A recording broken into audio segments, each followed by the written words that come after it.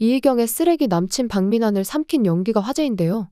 강지원의 집에 찾아와서 홀딱 벗은 채로 야옹하는 코믹 연기부터 갑자기 분노 조절 장애처럼 악을 쓰는 것까지 혼을 불태우는 연기가 극중 몰입감을 높이고 있는 것 같습니다. 반면에 정수민은 아직도 강지원에게 가증스러운 척 좋은 친구를 연기하고 있는데요.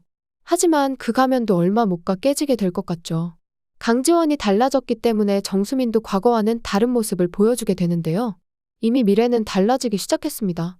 강지원이 그동안 테스트해본 결과 미래에 일어날 행운과 불행은 누군가에게 옮겨다니며 변하지 않았잖아요. 강지원이 결혼해서 겪었던 고통들은 결국 누군가가 가져가야지만 강지원에게 다시는 돌아오지 않게 되겠죠. 수민아, 제발 내 남편과 결혼해줘. 강지원이 차려준 밥상에 이제 정수민이 걸려드는 일만 남았습니다. 박민환은 강지원의 확 달라진 모습에 결혼을 서두르게 되는데요.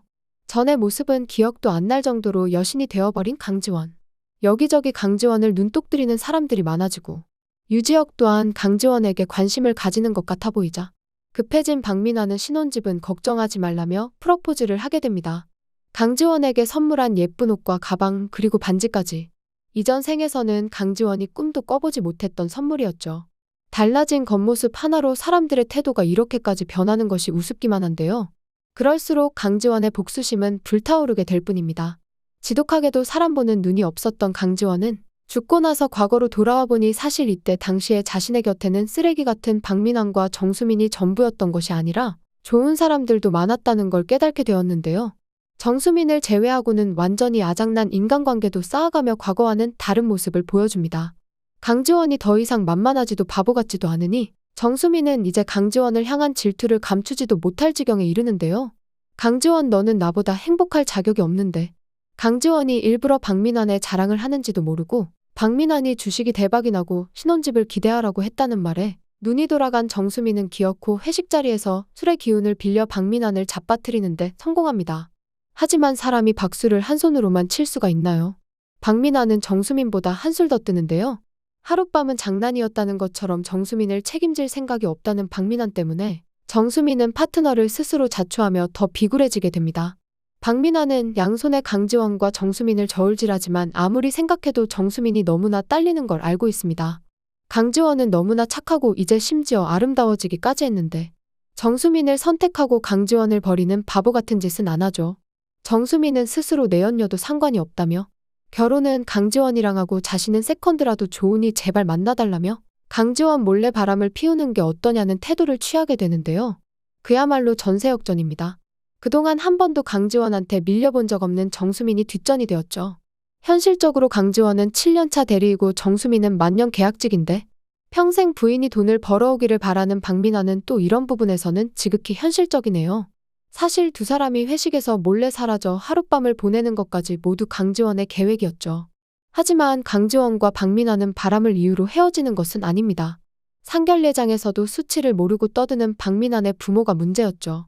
주말 되면 남편 보양식의 전날 지은 밥은 차리지도 말고 완벽한 살림에 곧바로 아들 낳기를 바라면서도 정작 내 아들 혼자 일하는 건 안 되지라며 가정주부로 살 생각은 꿈깨라는 박민환의 부모님.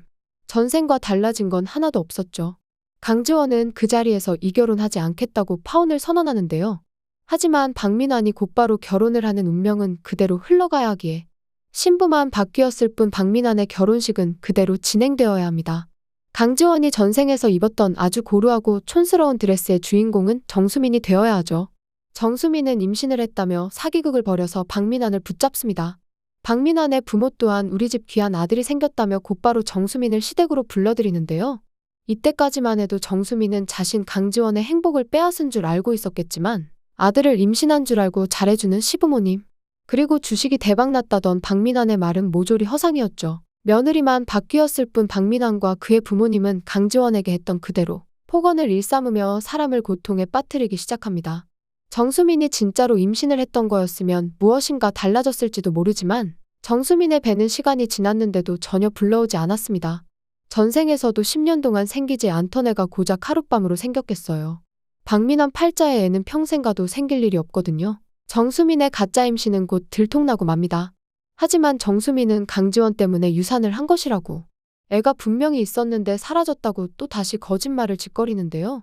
이제 박민환이랑 정수민 둘이서 지지고 볶던지 내 알바 아니니 마음대로 하라고 하고 싶지만 운명은 끝까지 강지원을 가만두지 않습니다.